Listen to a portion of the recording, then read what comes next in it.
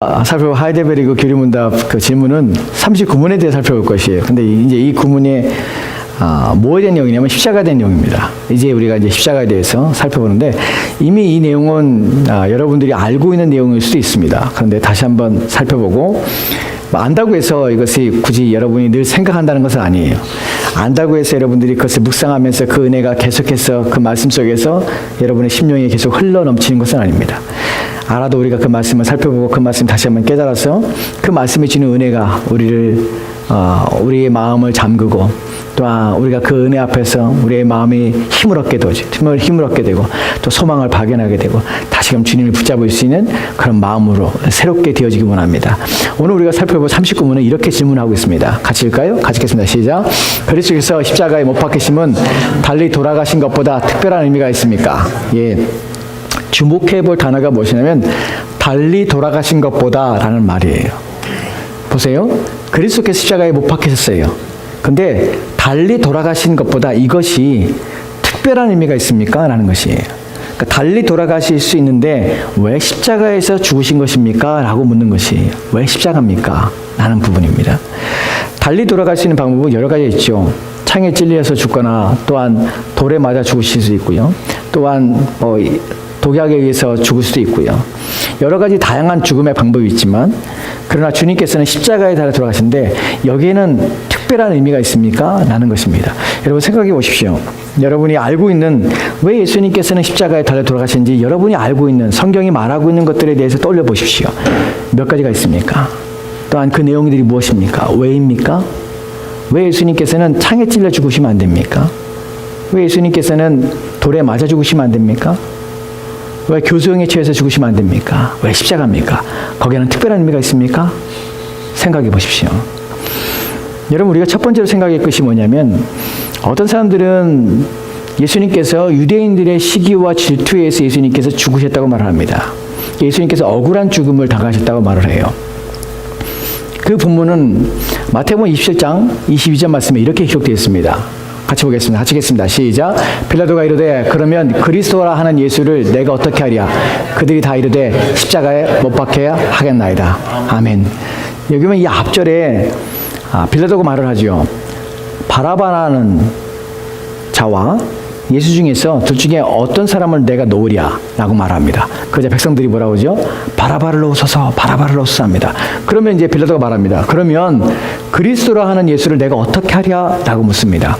그러자 사람들이 다 이르되 십자가에 못 박혀야 하겠나이다. 우리가 다른 성경에 보면은 대제사장들과 또한 그 서기관들이 백성들을 충동질합니다. 십자가에 못 박으라고 외치라고. 그래서 사람들이 막 십자가에 못 박아서 막 소리를 외치는 것이에요. 예수님께 십자가에 죽으시게 되는 것이.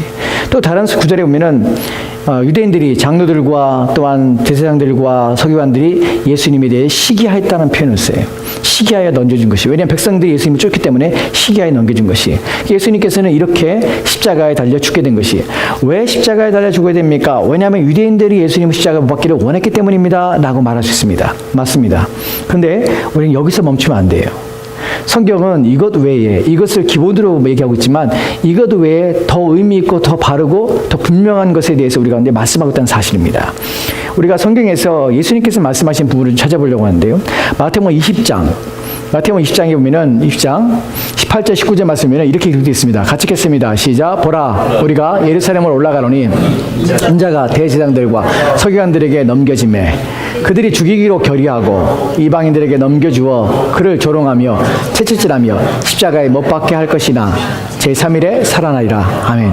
여러분 예수님께서 이 말씀하실 때 이때가 언제인지 생각해 보시겠습니까? 추측해 보세요. 언제 같아요? 보라 우리가 예루살렘으로 올라가노니 언제 같아요? 마지막 예수님께서 십자가에 달려 돌아가기 전 일주일 전의 얘기입니다. 예수님 올라갈 때예요. 이제 죽으시기 전에 예수님께서 올라가십니다. 제자들과 올라갑니다. 올라가는데 예수님께서 제자들에게 말하는 것이 대제사장들과 서기관들에게 인자가 내가 넘겨질 것이야. 아직 그 일이 일어난 것이 아닙니다. 그리고 여러분 생각해 보세요. 예수님이 올라가실 때 예루살렘에 어떤 일이 벌어졌습니까? 사람들이 막 몰려들어서 종려나무 가지를 꺾고 그 다음에 자기의 겉옷을 펼치면서 호산나 다윗의 이름으로 오시는 이여 호산나 호산나 외치며 찬송했습니다. 근데 그 예수님께서 뭐라고 말씀하시면 내가 올라가면은 대제사장들과 서기관들에게서 내가 팔리리라. 그리고 이방인에게 넘겨주리라. 누구에게요? 빌라도에게 넘겨주게 될 것이에요. 넘겨주고 그를 조롱하며 채찍질하여 내가 조롱받고 채찍질을 당할 것이다. 그 다음에 십자가에 못 박게 할 것이나 제3일에 살아내리라. 예수님이 다 알고 있었던 거예요. 다. 지금 그 일을 다 하기 전에 일주일 전에 올라가셔서 유월절을 예수님께서 맞이하고 거기서 제자들과 함께 먹기 위해서 올라가셨죠. 그때 이미 예수님께서는 자신이 죽으심을 알고 있었던 것이에요.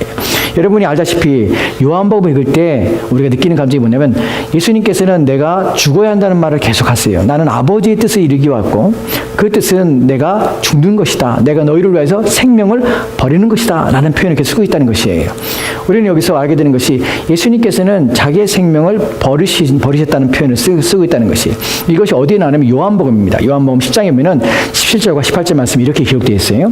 같이 읽까요? 시작. 내가 내 목숨을 버리는 것은 그것을 내가 다시 얻기 위함이니 이로 말미암아 아버지께서 나를 사랑하시니라. 이를 내게서 빼앗는 자가 있는 것이 아니라 내가 스스로 버리노라. 나는 버릴 권세도 있고 다시 얻을 권세도 있으니 이 계명은 내 아버지에게서 받아노라 하시니라. 아멘, 아멘, 아멘. 만약에 예수님께서 이런 말씀하지 않았다면 우리는 이렇게 말하겠죠. 예수님께서는 유대인들에 의해 십자가에 달려 죽으셨어. 예수님께서는 억울하게 그들의 시기와 모함으로 예수님 십자가에 달려 돌아가셨어. 그분은 죽기 원하지 않지만, 그분은 죽는 것에 대해서 그분은 바라지 않았지만 어쩔 수 없이 예수님께서는 그들에 의해서 예수님께서는 넘겨지게 되었어 라고 생각할 수 있습니다. 그런데 우리는 이런 예수님의 말씀을 통해서 시기와 질투에서 넘겨진 것이 사실이지만 이미 예수님께서는 그것이 누구에게서요? 본인의 자유적 의지의 결단을 통해서 이 일이 이루어지게 하셨다는 것이에요. 본문에 봅시다. 내가 내 목숨을 버리는 것은, 여기서 주어가 누굽니까? 나예요. 예수님께서 내가 내 목숨을 버린다는 표현을 씁니다. 근데 여기서 버린다는 것은요, 내팽개치거나 내가 하찮게 하거나 아무것도 여기지 않는다는 의미가 아니에요. 여기서 버린다는 의미는 내어놓다는 것이에요. 내 생명을 내어놓다 또는 내려놓다는 의미예요. 그러니까 나는 내 생명을 어떻게 해요? 내어주는 것이에요. 나는 내 생명을 내어주는데 누구에 의해서 내가 뺏기는 것이 아니라는 표현을 썼어요. 그것을 내가 다시 얻기 위함이니 이로 말미암아 아버지께서 나를 사랑하시니라. 예수님 죽으시고 부활하심으로 아버지의 사랑을 아버지께서 나를 이로 말미암아 아버지께서 나를 사랑하시니라. 내가 사랑하는 것을 내가 안다. 나와 함께 있으면 안다 하는 것을 말씀하시네요. 이를 내게서 빼앗는 자가 있는 것이 아니라, 이 부분이 중요합니다. 이를 내게서 빼앗는 자가 있는 것이 아니라, 우리가 예수님 십자가의 죽으심에 대해 잘못 생각하는 분들은 어떻게 생각하냐면 사단이 유대인들을 충동질해서 예수님의 생명을 빼앗는 것처럼, 예수님께서 생명을 잃어버린 것처럼 라고 얘기를 합니다. 여러분, 그것은 비성경적입니다. 예수님의 생명은 빼앗기지 않았습니다. 예수님의 생명은 다른 사람에서 취해진 것이 아니에요. 누가 예수님을 강압적으로 해서 예수님의 생명을 빼앗거나 취해서 예수님의 생명을 마음대로 한 것이 결코 아니란 사실이에요. 예수님께서는 자기의 생명을 내어주신 것이에요. 왜 빼앗을 수 없을까요? 그 누구도 이를 내게서 빼앗는 자가 있는 것이 아니라 내가 스스로 버리라는 표현을 써요. 나는 버릴 권세도 있고 다시 얻을 권세도 있다. 얻을 권세도 있느니라. 이 말의 의미를 여러분 자세히 주목해 생각해 봅니다. 우리가 예수님이 누구시냐면 예수님은 성부 하나님이십니다. 성자 하나님이십니다. 그분은 하나님이세요.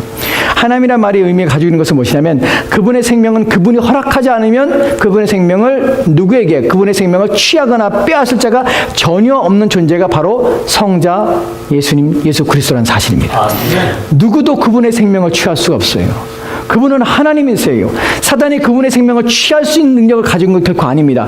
그분이 자기의 생명을 스스로 내려놓지 않는 이상 누구도 그분을 죽게 할 수가 없다는 것이에요. 누구도 그분에게 손을 댈 수가 없어요. 왜냐하면 그분은 하나님이기 때문에 그래요. 이 말씀이 바로 그런 의미입니다.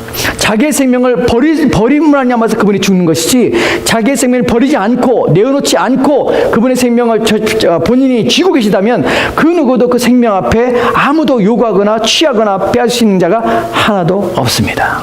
오직 그분이 자기의 생명을 우리를 위해서 버리신 것이, 투신 것이, 이 부분이 우리 가운데 있어 십자가 이해의 가장 중요한 부분입니다.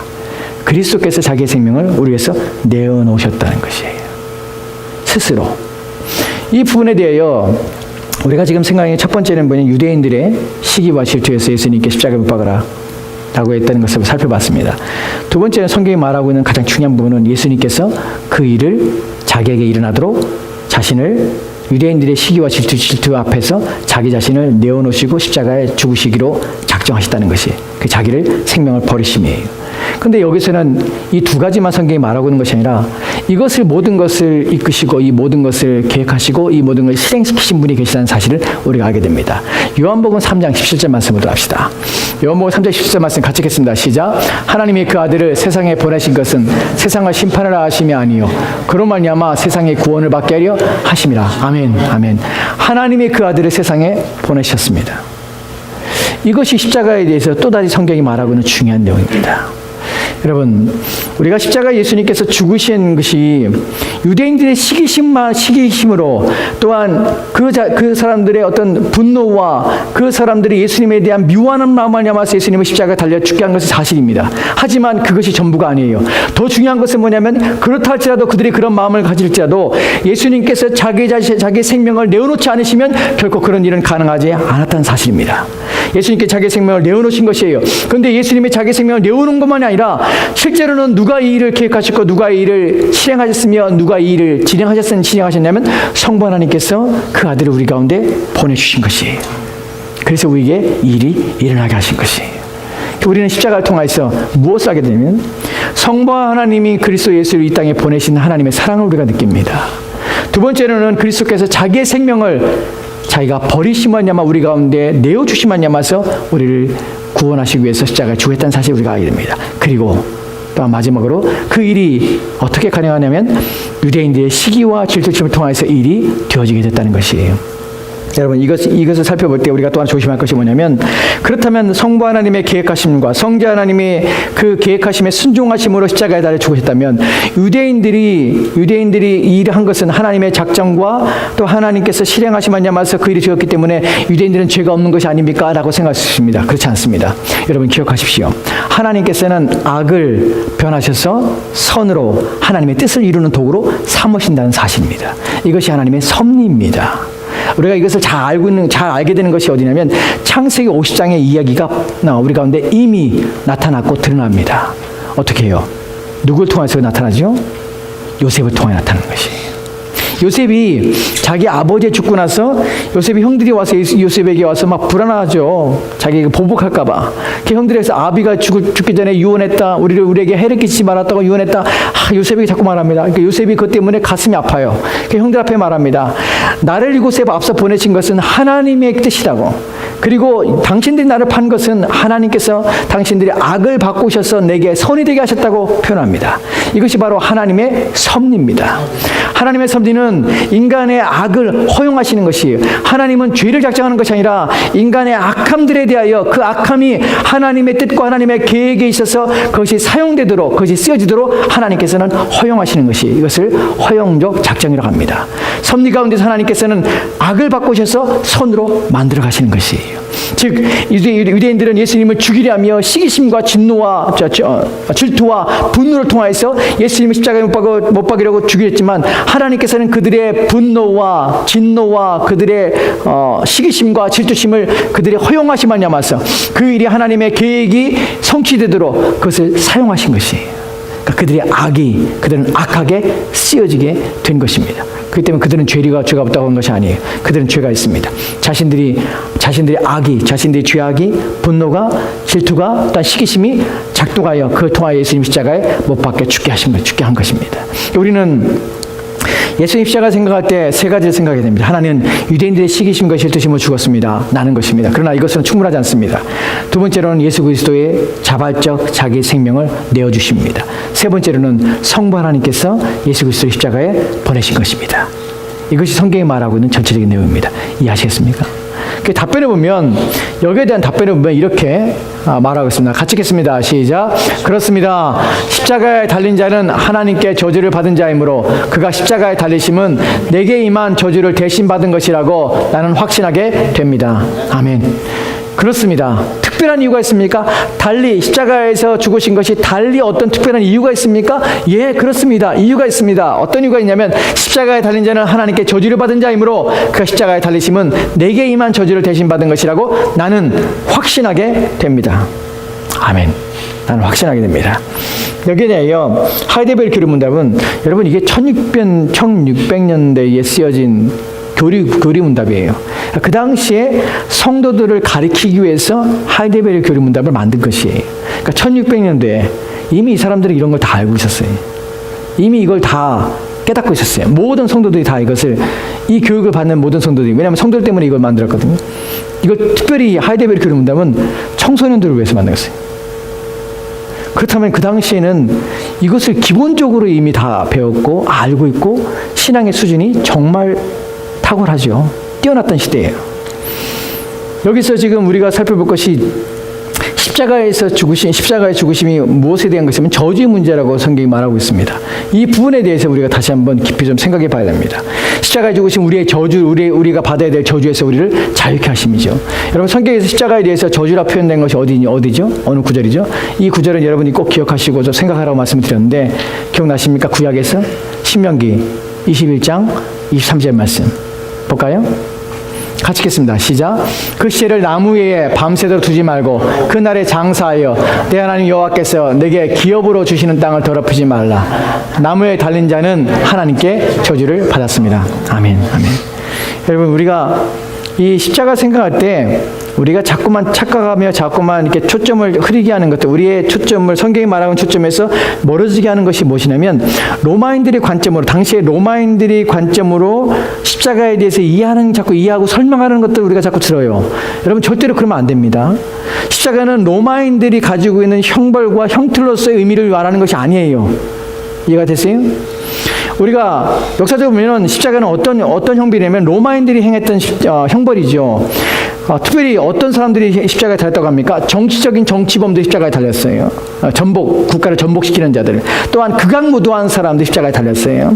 또한 절대로 십자가에 달리지 말게 하는 법이 있는데 무엇이냐면, 로마인들이 십자가형을 안 받았어요. 왜냐하면 너무 잔혹하기 때문에 안 받았어요.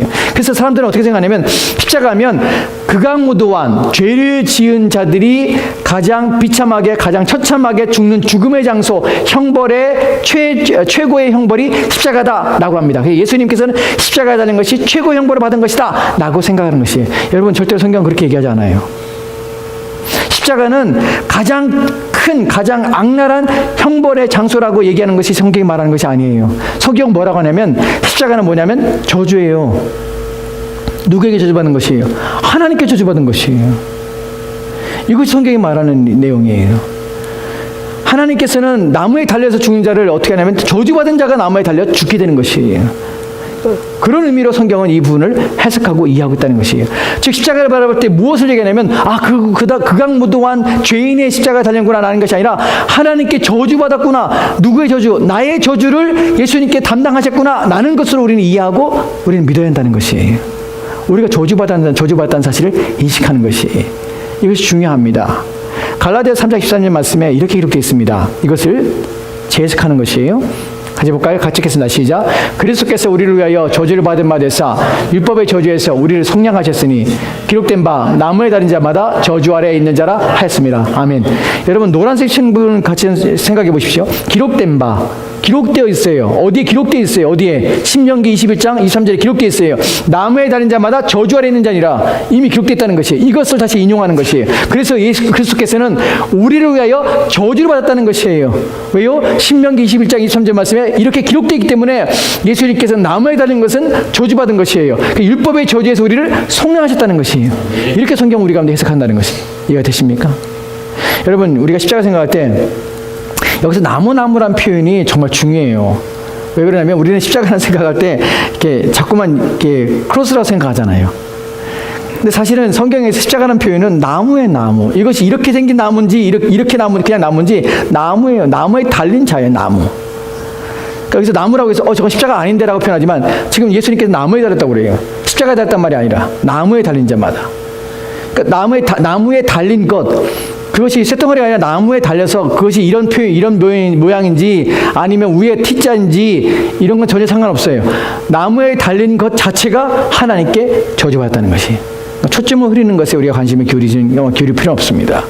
이 부분에 대하여 율법의 저주라고 표현했습니다. 거기 속량했다는 것이. 그 율법의 저주가 어떤 것인데 라는 것을 우리가 생각해 볼 때, 골로새 2장 14절 말씀에 이렇게 기록되어 있습니다. 볼까요? 같이 읽겠습니다. 시작. 우리를 거스리고 불리하게 하는 법조문으로 쓴 증서를 지우시고 제하여 버리사 십자가에 못 박으시고. 아멘. 아멘. 지금 여기 보면은 우리를 거스르고 불리하게 하는 법조문이라는 표현을 써요. 그리고 쓴 증서를 지우시고 제하여 버리사. 이것이 뭐라면 율법의 저주를 말하는 것이. 그러니까 여러분, 율법이 자체가 나쁜 것이 아니에요. 율법 자체는 선합니다. 왜냐하면 하나님의 성품을 대변하기 때문에 그래요. 근데 문제는 율법을 어기는 자에게 있어서 그 주어지는 형벌이 뭐냐면 사망이라는 것이, 죽음이라는 것이. 그러니까 율법 자체가 나쁜 것이 아니라 율법을 지키지 않은 자들은 율법이 가지고 있는 규율에 대해서 거기에 대해 지키지 않은 자들에게 가해지는 형벌에 있기 때문에 모든 자들은 율법 아래에서 지키지 못하기 때문에 그 형벌 아래에 다 있는 것이에요. 그래서 그것이 율법이 주는 저주예요. 그러니까 하나님의 복을 받지 못하게 하는. 모든 자들은 율법의 저주에 있어서 어떻게 해요? 하나님의 심판을 받게 될 수밖에 없다는 것이죠. 그 상태가 바로 율법이 준 저주입니다. 근데 그것을 어떻게 해요? 지우시고 제하여 버리사 십자가에 못 박으셨다는 것이. 누가 하셨다고요? 그리스도 예수께서. 어디서요? 십자가에서. 그 어떻게 해요? 지워버리고 제하여버린 것이, 없애버린 것이에요. 그래서 어떻게 해요? 우리는 로마서 8장 2절에 말한 것처럼 더 이상 정죄가 없는 것입니다. 우리는 죄에서 자유케 되며 죄책에서 해방되는 것이에요. 왜 우리가 죄책에서 해방되었다, 더 이상 정죄 없는 정죄라는 이런 찬양하며 이렇게 표현하냐면 바로 예수님께 십자가에서 우리의 모든 저주를 다 담당하시기 때문에 더 이상 우리에게는 정죄, 너희는 죄가 있다고 말하지 않게 되는 것이에요. 이거 십자가에서 이런 사건입니다. 여러분, 저는 이 본문을 다시 한번 준비하고 또 생각하면서 이 본문을 준비한 것들을 읽고 준비하면서 다시 한번 그리스도의 십자가를 생각해 봅니다. 그리스도께서 나를 위해 자신을 내어주심에 대하여 자신의 생명을 내려놓으셨다. 여러분, 우리는 우리의 생명을 잘 내려놓지 않아요. 우리의 삶을 내려놓지 않아요. 우리는 우리 것을 내려놓는 것에서 익숙하지 않아요. 자기의 생명을 내려놓는다는 것은 다 내려놓는 것이. 여러분, 근데 사람이 자신의 생명을 내려놓는 것도 또 귀중하고 소중하고 또한 귀하지만 하나님께서 자기의 생명을 내려놓는다는 것은 우리가 상상할 수 있는 것이 아닙니다. 우리가 기대할 수 있는 것도 아니고 우리가 이해할 수 있는 부분도 아닙니다. 그분이 그렇게 하셨다는 것이에요. 하나님께서는 그 일을 위해서 이미 계획하셨고 그 일을 이루게 하셨다는 것이에요. 여러분이 그리스도의 십자가를 깊이 묵상하시고 생각할 이유가 있다면 여기에 모든 은혜가 다 담겨졌기 때문에 그래요. 나를 위한 하나님의 사랑이 무엇이냐고 물을 때 우리는 마땅히 십자가입니다 라고 말할 수밖에 없는 것이. 하나님이 나를 위하여서 모든 것을 포기하시며 모든 것을 버리신 것이 어디입니까? 십자가입니다 라고 얘기할 수밖에 없는 것이에요. 그래서 우리는 십자가를 외치며 십자가를 바라보며 십자가를 묵상하는 것이, 눈에 보이는 십자가가 아니라 우리를 죽으신 그리스도의 십자가가 우리 안에서 우리 심령에 새겨지는 것이에요. 그래서 그것을 묵상하고 나를 어떻게 구원하셨는가, 내가 어떻게 살아야 되는가, 끊임없이 우리 가운데 하나님 앞에서 어떤 삶을 살아야 할지를 끊임없이 고민하고 생각하며, 그래야 우리가 그 은혜 받은 자로서의 삶을 살아가는 일에 온 힘을 기울여야 하는 것입니다. 이것이 우리의 삶입니다. 기도할까요?